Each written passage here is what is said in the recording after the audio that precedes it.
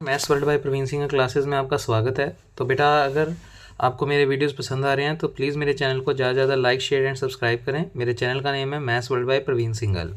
तो बेटा, आज की क्लास में हम सेकंड बी एक्सरसाइज के कुछ क्वेश्चन और कंटिन्यू कर रहे हैं। तो हमारी बुक चल रही है बेटा थ्योरी ऑफ कन्वर्जेंस, जिसका हम चैप्टर नंबर 2 परफॉर्म कर रहे हैं, convergence of an infinite series.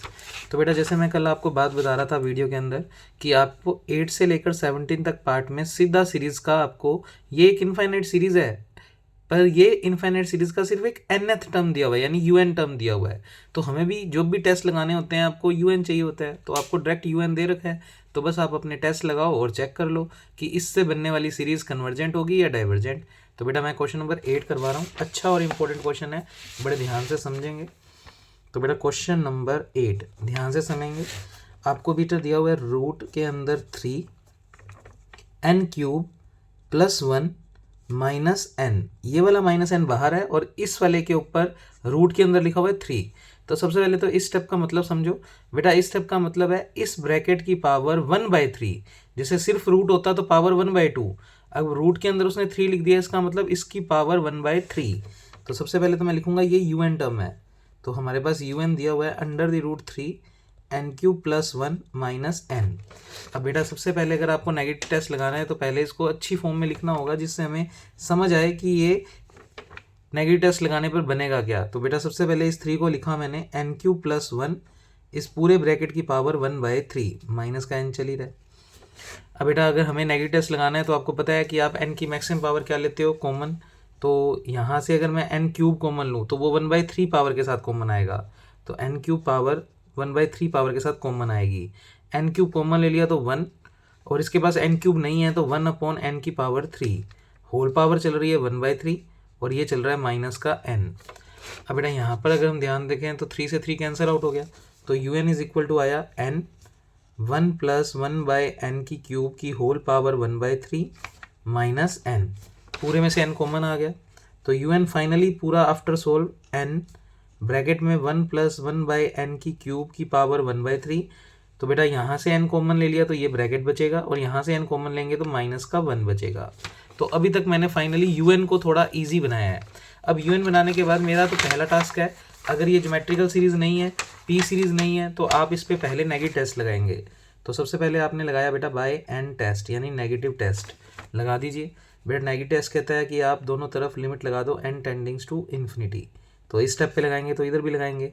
तो मैंने लगाया limit n tending to infinity n 1 + 1/n³ की होल पावर 1/3 -1। अब एक बार मन ही मन पहले रख कर देखो कि क्या बन रहा है। बेटा, अगर मैं इस वक्त n को इन्फिनिटी रखता हूँ और यहाँ पर भी रखता हूँ, तो बेटा यहाँ पर इन्फिनिटी रखने पर इन्फिनिटी की पावर 3 कितना होता है, इन्फिनिटी। 1/∞ कितना होता है, 0। 0 + 1 कितना होगा, 1। 1 की पावर 1/3 क्या होगा, 1। 1 - 1 क्या होगा, 0। तो बेटा, ये तो स्टेप बन रहा है लिमिट अप्लाई करने पर 0, और यहाँ पर n को इन्फिनिटी रखने पर बन रहा है इन्फिनिटी। और इसका मतलब ये जो फॉर्म बन रही है वो बन रही है इन्फिनिटी × 0, जो कि एक इनडिटर्मिनेंट फॉर्म होती है। मैंने आपको सबसे पहली फर्स्ट वीडियो में समझाया हुआ है कि टोटल 7 इनडिटर्मिनेंट फॉर्म्स हैं। तो बेटा, इसका मतलब अभी तो लिमिट अप्लाई नहीं कर सकते। अब इस फॉर्म को बनने से कैसे रोकें, फिलहाल तो बन रही है, अगर लिमिट अप्लाई कर रहे हैं तो n टेस्ट फेल नहीं हो रहा, पर जो रिजल्ट दे रहा है वो एक इनडिटर्मिनेंट फॉर्म है, तो आप अभी लिमिट अप्लाई नहीं कर सकते। तो आपको इसको पहले थोड़ा सोल्व करना पड़ेगा। तो बेटा, यहाँ पर आप बाइनोमियल एक्सपेंशन लगा दो। तो कल मैंने आपको सिखाया था 1 + x⁴n।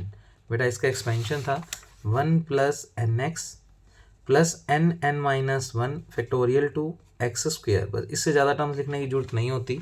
अब अपने अगर इस वाले स्टेप में एक्सपेंशन लगा रहे हैं तो x का मान हो गया 1/n³ और पावर n है जहाँ पर उसकी वैल्यू है 1/3।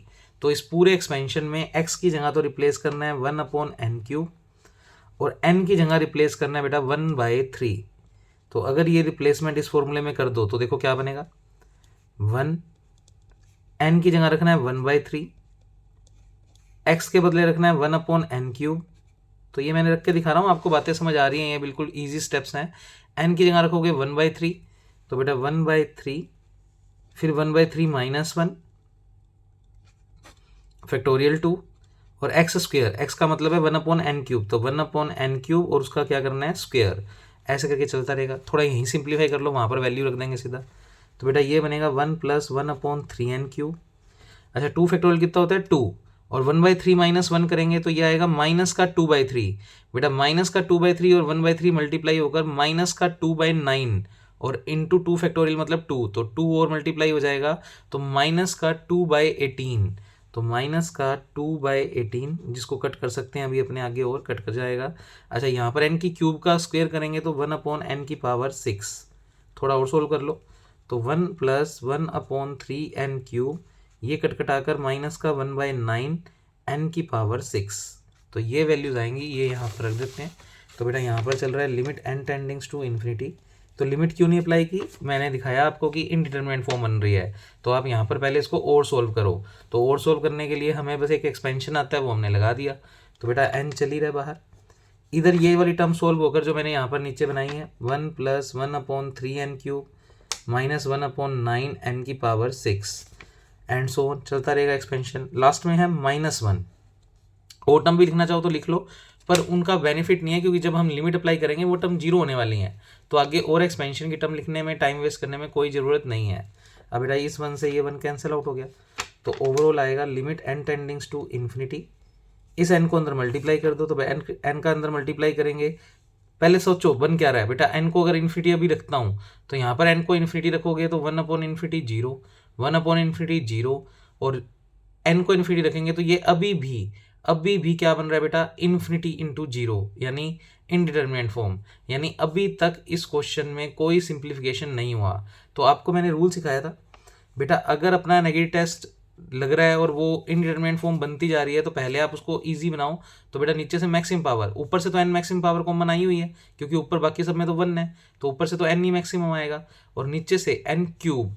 अब आपको n 6 बड़ा है ना बेटा, एक्सपेंशन में नीचे में जब आ रहा है तब आप हमेशा फर्स्ट टर्म यानी फर्स्ट वाला पूरा टर्म कॉमन ले लेते हो। तो आपने यहाँ से ले लिया कॉमन बेटा n क्यूब, तो अंदर क्या बचेगा 1/3, यहाँ से n क्यूब कॉमन लिया तो 1/9 n की पावर 3 ये बचेगा बेटा।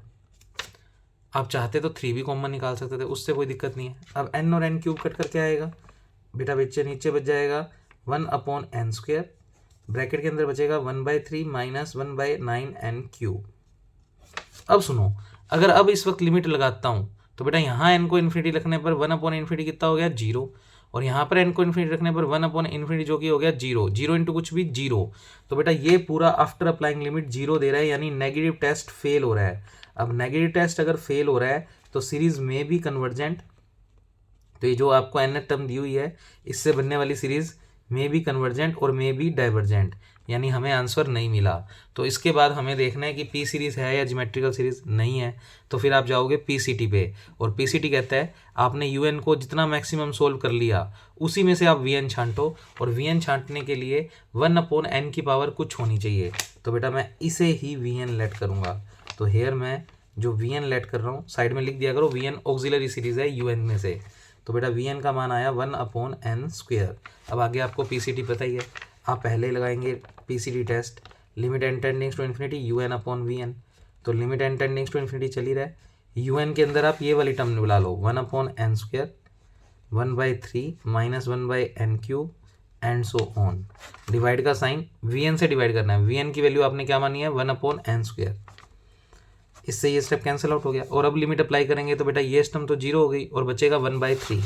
तो आफ्टर अप्लाइंग लिमिट ये वैल्यू आएगी बेटा 1/3, जो कि नॉन जीरो है और फाइनाइट वैल्यू है। तो पीसीटी टेस्ट पास हो गया। अच्छा अगर ये कंडीशन फुलफिल ना हो तो हम सी एक्सरसाइज पढ़ेंगे ना, तो वो वाले टेस्ट लग जाएंगे। फिलहाल इन क्वेश्चनों में ये टेस्ट हमेशा पास होगा, यानी बी एक्सरसाइज के क्वेश्चनों में इन टेस्ट में दिक्कत नहीं आएगी। तो ये आ गया हमारे पास। तो बाय पीसीटी हमें पता है दोनों की नेचर क्या होगी, same, both are same nature. Same nature का मतलब एक डाइवर्जेंट तो दूसरा भी डाइवर्जेंट, एक कन्वर्जेंट तो दूसरा भी कन्वर्जेंट, तो बोथ आर सेम नेचर। अब आप हमेशा किसी एक सीरीज़ के बारे में पता लगा लोगे और वो हमेशा वीएन लगाते हो, क्योंकि वीएन एक पी सीरीज़ होती है। तो हेयर आप समेशन वीएन सीरीज़ जो कि है 1/n², उसको कंपैरिजन करवा दोगे पी सीरीज़ यानी n की पावर p से। अब जैसे ही कंपैरिजन करवाओगे तो बेटा p का मान आपको क्लियरली दिखाई दे रहा है 2, यानी 1 से बड़ा, और p टेस्ट कहता है अगर p का मान 1 से बड़ा तो सीरीज़ कन्वर्जेंट। तो बेटा वीएन आ गया कन्वर्जेंट, और बाय पीसीटी दोनों की नेचर सेम होएगी। तो अगर वीएन कन्वर्जेंट तो आप कह सकते हो यूएन इज आल्सो कन्वर्जेंट। तो बेटा इस क्वेश्चन का आंसर आ गया कन्वर्जेंट। और इम्पोर्टेंट क्वेश्चन है, बहुत बार आया हुआ है पेपर में, तो इस क्वेश्चन को आप ध्यान से करके जाएंगे। पूरा कंप्लीट मैंने आपको इसका एक सॉल्यूशन करवाया है और कंप्लीट आपको रीज़न के साथ बताया है कि इसमें नेगेटिव टेस्ट फेल हो गया तो फिर आपको पीसीटी की हेल्प लेनी पड़ेगी। अब बेटा नेक्स्ट क्वेश्चन करवा रहा हूँ, तो आप अपने नोट्स में देखें। जैसा कि आपको दिख रहे हैं बेटा 3 क्वेश्चन दिख रहे होंगे, एक तो टेन, एक कोस और एक हम एग्जाम्पल में देखेंगे साइन। तो आप देख लेना एग्जाम्पल पीछे करके। तो 3 क्वेश्चन है सेम कोस 1/n, टेन 1/n और साइन 1/n। तो 10 वाला आप 10 का एक्सपेंशन कर लिखवाया था, जैसे आज मैं साइन और कोस वाले करके दिखाऊंगा, सेम तरीके से आप 10 वाला क्वेश्चन परफॉर्म कर सकते हैं। तो बेटा मैं करवाता हूँ आपको। तो आपके एग्जाम्पल में है, देख लेना कौन सा एग्जाम्पल है। मेरे को डायरेक्ट मैं वो क्वेश्चन स्टार्ट करवा रहा हूँ, तो ध्यान से देखेंगे।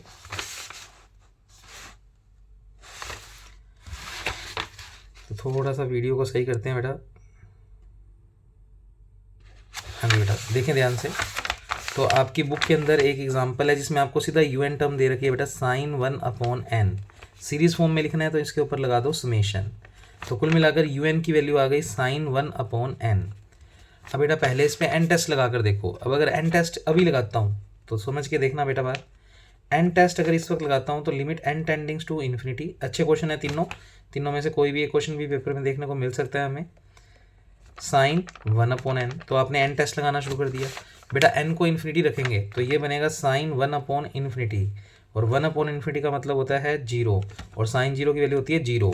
तो कुल मिलाकर यूएन पर लिमिट लगाने पर 0 आ गया। इसका मतलब नेगेटिव टेस्ट फेल हो गया, और नेगेटिव टेस्ट फेल होने का मतलब सीरीज में भी कन्वर्जेंट, यानी यूएन जो सीरीज है वो मे बी कन्वर्जेंट और मे बी डाइवर्जेंट। तो आप टेस्ट फेल मत बोलो, आप ऐसे कह दो बस इस टेस्ट ने हमें कोई रिजल्ट नहीं दिया, सीरीज में भी कन्वर्जेंट और मे बी डाइवर्जेंट। तो फिर आपको नेक्स्ट टेस्ट पे जाना पड़ेगा। अब नेक्स्ट टेस्ट पे जाने के लिए भी हमें वीएन चाहिए होता है। अगर हम पीसीटी सोच रहे हैं, ज्योमेट्रिकल सीरीज तो है नहीं, पी सीरीज तो है नहीं, तो बेटा यहाँ पर अब एन की मैक्सिमम और कॉमन कैसे निकाल लेंगे, तो एंगल में है। इसका मतलब यहाँ हमें एक्सपेंशन फॉर्म यूज़ करनी पड़ेगी। तो फिर से एक बार, तो ये इंटरेस्टिंग क्वेश्चन है जहाँ पर अपने को कुछ नया सीखने को मिला। हम इसके बाद पीसीटी लगाने की सोच रहे हैं, पर पीसीटी लगाने के लिए हमें वीएन हमेशा 1/n की पावर कुछ चाहिए होता है, और यहाँ पर तो हम एंगल में से इस 1/n को बाहर ही नहीं कर पाएंगे। तो बेटा पहले यहाँ पर इसको और सिंप्लीफाई करना पड़ेगा, क्योंकि नई टेस्ट फेल हो रहा है तो आपको कुछ और सोचना पड़ेगा। तो मैंने कल आपको लिखवाया था बेटा साइन एक्स का एक्सपेंशन, इसीलिए मैंने 10 वाला क्वेश्चन आपको होमवर्क दिया है। जो एक्सपेंशन मैंने कल की वीडियो में लिखवाया था 10 का, वो आप 10 1/n पे लगा देना। तो पहले साइन एक्स का एक्सपेंशन देख लेते हैं। x माइनस एक्स की क्यूब अपॉन फैक्टोरियल 3, एक्स की पावर 5/5, ये था एक्सपेंशन। पर मुझे चाहिए साइन 1/n का, तो मैं x के बदले रिप्लेस करूँगा 1/n। तो बेटा साइन 1/n का एक्सपेंशन आ जाएगा 1/n। यहाँ पर 1/n रखेंगे तो 1/n की क्यूब, फैक्टोरियल 3 का मतलब होता है 6, तो मैं यहाँ पर 6 लिख रहा हूँ। फिर x की जगह रखोगे 1/n, तो ये बनेगा 1/n की पावर 5, और यहाँ पर 5 फैक्टोरियल का मतलब होता है बेटा 120। तो आप सोल्व करके देख लेना 5 फैक्टोरियल का मतलब बता देता हूँ, 5 × 4 × 3 × 2 × 1, तो 20 × 3 60, 60 × 2 120। तो आपको मैंने सोल्व भी करके दिखा दिया। तो बेटा ये 3 स्टेप, आगे और भी चलता रहेगा एक्सपेंशन, पर हमें ज़्यादा टर्म्स लिखने की जरूरत नहीं है। तो पहले साइन 1/n का एक्सपेंशन ये लिख दो। तो बेटा यूएन की वैल्यू आ गई 1/n minus 1/6n³ plus 1/20 n की पावर 5। आपको कहा था एक्सपेंशन होता है तो आपको फर्स्ट टर्म कॉमन लेनी होती है। नेगेटिव तो लगाना ही मत, क्योंकि 0 आएगा, चेक कर लो, चाहिए यहाँ पर भी लगा के देख लो। बेटा एन को इन्फिनिटी रखना है, रखेंगे तो 1/∞0, 1/∞0, 1/∞0, ओवरऑल आंसर आ रहा है 0। तो एन टेस्ट फेल हो रहा है, तो चाहे डायरेक्ट लगा के देख लो, चाहे ऐसे एक्सपेंशन लगा के उसके बाद लगा के देख लो। तो फिलहाल पीसीटी के लिए जा रहे हैं, और पीसीटी के लिए जा रहे हैं तो आप एक्सपेंशन वाले क्वेश्चनों में हमेशा फर्स्ट टर्म पूरी कॉमन ले लो। तो जैसे 1/n कॉमन ले लिया तो ये बनेगा 1, इधर से 1/n कॉमन लिया तो 6n², इसमें से 1/n कॉमन लिया तो बेटा ये n की पावर 4। हालांकि ये टर्म को 0 ही होना है तो ये कोई काम की नहीं है, पर एक दो हम लिख के दिखा देते हैं जिससे अपने को पता लगे कि आगे की टर्म 0 होने की वजह से हमने नहीं लिखी। अब बेटा इतना करने के बाद ध्यान से सुनेंगे आप। बेटा यहाँ तक हम पहुँच चुके हैं, अब इसके आगे की कैलकुलेशन को समझेंगे आप लोग। तो यहाँ तक पहुँचने के बाद आपको बताया हुआ है, क्योंकि नेगेटिव टेस्ट फेल हो रहा है, अभी मैंने आपको दिखाया है इस क्वेश्चन में एन टेस्ट जो है वो फेल हो रहा है, तो आपको वी एन छांटना है। अब वी एन आपने एन की पावर कॉमन तो ले ही रखी है, और 1/n की कुछ को ही हम वी एन मानते हैं। तो बेटा यहाँ पर इस क्वेश्चन में मैंने वी एन मान लिया 1/n को, और एक्चुअल में n की पावर एक्चुअल में कितनी है 1। भाई यहाँ पर n की पावर कितनी दिख रही है 1, तो इसको ऐसे लिख दिया। अब आपको क्या बताया हुआ है, पहले पीसीटी की शर्त चेक करोगे, यानी limit n tending to infinity un/vn। तो limit n tending to infinity चली रहे, un ये वाला ले लो 1/n, 1 - 1/6n², 1/20 n की पावर 4, और उसको डिवाइड करना है vn का मान है 1/n की पावर 1। एक से ये पावर कैंसिल आउट हो गई।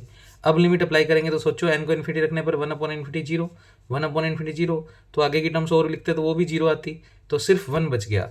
तो आफ्टर अप्लाइंग लिमिट ये 1, जो कि एक नॉट इक्वल टू 0 और फाइनाइट वैल्यू है, तो पीसीटी टेस्ट पास हो गया। तो दोनों सीरीज़ की नेचर, अब मैं थोड़ा सेम लिख रहा हूँ फटाफट, दोनों सीरीज़ की नेचर क्या होगी बेटा, सेम। और दोनों सीरीज़ की नेचर अगर सेम होगी तो आप किसी भी एक के बारे में पता लगा लो। तो नॉर्मली हम वीएन को ही बुलाते हैं, तो वीएन को बुलाया, इसको हमेशा कंपैरिजन करेंगे 1/n की पावर p से, तो p का मान 1 दिख रहा है, और चेक करो मैंने p टेस्ट में लिखवाया है, अगर p का मान 1 या 1 से छोटा हो तो सीरीज़ डाइवर्जेंट होती है। तो p टेस्ट आपको याद होना चाहिए, तो लिख दिया करो रीजन में बाय p टेस्ट आप कह सकते हैं p का मान 1 है तो सीरीज़ vn डाइवर्जेंट होगी। और क्योंकि पीसीटी पास हो चुका है तो बाय पीसीटी दोनों की नेचर सेम होगी, तो summation un is also divergent. तो ये क्वेश्चन आपको जैसे मैंने करवाया एज इट इज़ 10 वाला क्वेश्चन होगा, कोस वाला मैं करवा देता हूँ। तो क्वेश्चन नंबर 17 जो कि दिया हुआ बेटा समेशन कोस 1/n, एक्चुअल में ये तो समेशन un सीरीज होगी, इसका un टर्म का बात करूँ तो कोस 1/n। पहले तो आपको एक ही काम करना है, इसमें एन टेस्ट लगा कर देख लो, चाहे एक्सपेंशन लगा लो पहले फिर लगा दो एन टेस्ट, से सीधा लगा दो। तो अगर मैं सीधा लगाऊं तो बेटा सीधा एन टेस्ट अगर हम लगाते हैं तो limit n tending to infinity, इस तरफ भी लगा दो उस तरफ भी लगा दो, तो लगा दीजिए बेटा n को इन्फिनिटी पुट कर दो। अगर इंडिटरमिनेंट फॉर्म नहीं बन रही, कोई इंडिटरमिनेंट फॉर्म नहीं बन रही, इसलिए मैंने पुट कर दिया।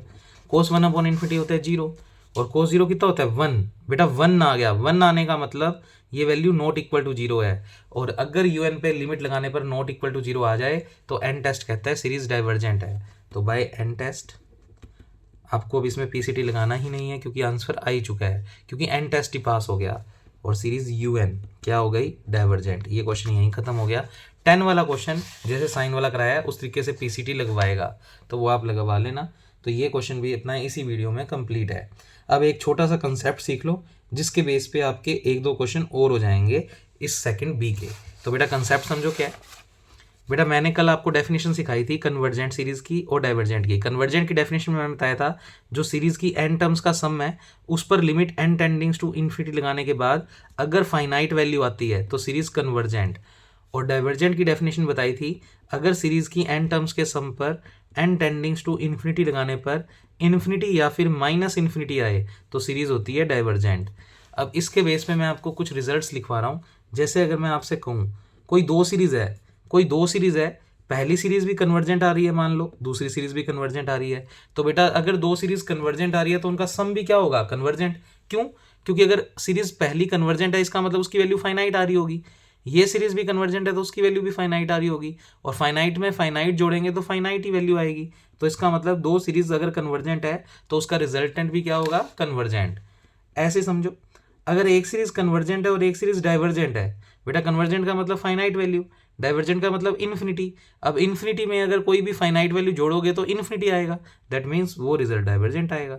तो कन्वर्जेंट प्लस डाइवर्जेंट क्या होता है, डाइवर्जेंट। ऐसे ही अगर इन दोनों को आगे पीछे कर दें तो रिजल्ट पे कोई फर्क पड़ेगा, तो भी रिजल्ट क्या ही आएगा, डाइवर्जेंट। और चौथा अगर हम कहें दोनों सीरीज अगर डाइवर्जेंट है, बेटा अगर दोनों डाइवर्जेंट है मतलब इन्फिनिटी और इन्फिनिटी, और इन्फिनिटी जुड़कर भी क्या आएगा, इन्फिनिटी, तो उसका मतलब सीरीज फिर भी क्या आएगी, डाइवर्जेंट। तो कुल मिलाकर इन रिजल्ट्स के थ्रू आपका एक शानदार क्वेश्चन हो गया जो पेपर में आता है या आ सकता है। तो उसके लिए आपको ये कंसेप्ट पता होना चाहिए कि दो कन्वर्जेंट सीरीज का सम कन्वर्जेंट होता है, एक कन्वर्जेंट और एक डाइवर्जेंट सीरीज का सम डाइवर्जेंट होता है, बाकी सब केस में डाइवर्जेंट होता है। बस दो अगर कन्वर्जेंट है तो ही कन्वर्जेंट है, अदरवाइज आंसर डाइवर्जेंट, यानी कोई भी एक डाइवर्जेंट तो आंसर डाइवर्जेंट। तो ये रिजल्ट आपको उम्मीद करता हूँ याद हो गया होगा। इसके बेस पे मैं आपको दिखाता हूँ बेटा सेकंड बी का क्वेश्चन नंबर 4। ध्यान से देखेंगे आप, बी एक्सरसाइज हमारी चल रही है और उसका हम क्वेश्चन नंबर बेटा 4 करने की कोशिश कर रहे हैं। तो बेटा क्वेश्चन नंबर 4 मैं आपको दिखाता हूँ वीडियो में, थोड़ा ध्यान से देखें। 1/2, 1/3, 1/2 का स्क्वायर, 1/3 का स्क्वायर, 1/2 की क्यूब, 1/3 की क्यूब। तो क्वेश्चन मैंने आपको दिखा दिया है, तो ये क्वेश्चन हमने छोड़ा हुआ था, ये भी अब हमारा डन हो जाएगा। तो क्वेश्चन समझे, मैं क्वेश्चन बुलाता हूँ फिर से।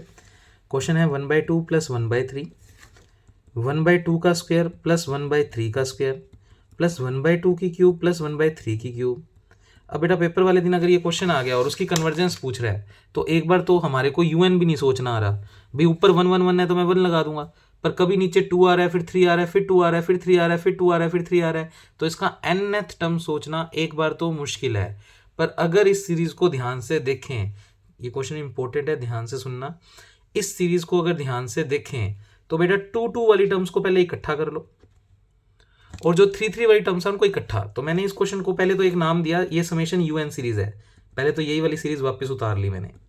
ये जो हमें जो गिवन क्वेश्चन था उसको हमेशा यूएन मानते हैं, तो मैंने उसको बोल दिया UN. As it is question में जो जैसा लिखा हुआ था वैसे लिख दिया। अब मैंने इसी को थोड़ा सिंप्लीफाई किया, तो समेशन यूएन को इसी सोल्व करना हो। 2 2 वाली टर्म्स को पहले मैंने इकट्ठा लिखा, सब प्लस में है तो ऐसे कर सकते हैं, जैसे 2 + 4 भी 6 होता है, 4 + 2 भी 6 होता है। तो ओवरऑल मैंने किया तो कुछ भी नहीं, सिर्फ 2 2 वाली टर्म्स को ऐसे इकट्ठा कर लिया, और ऐसे ही बीच में सारों में प्लस है, प्लस लगा दिया, और 3 3 वाली टर्म्स को इकट्ठा कर लिया। तो 3 3 वाली टर्म्स ये कुछ हैं, 1/3 cube plus and so on. अब मैंने ध्यान से देखा तो बेटा इतनी इतनी सीरीज जीपी सीरीज है, चेक कर लो, रेशियो निकाल के देखो। 1/4 को 1/2 से डिवाइड करोगे तो 1/2 आएगा। अच्छा ये 1/8 है, 1/8 को 1/4 से डिवाइड करो तो भी 1/2 आएगा। इसका मतलब ये तो जीपी सीरीज है, और अगर ये जीपी सीरीज है तो इसका रेशियो निकाल लो। बेटा इसका रेशियो कितना आ रहा है, 1/2।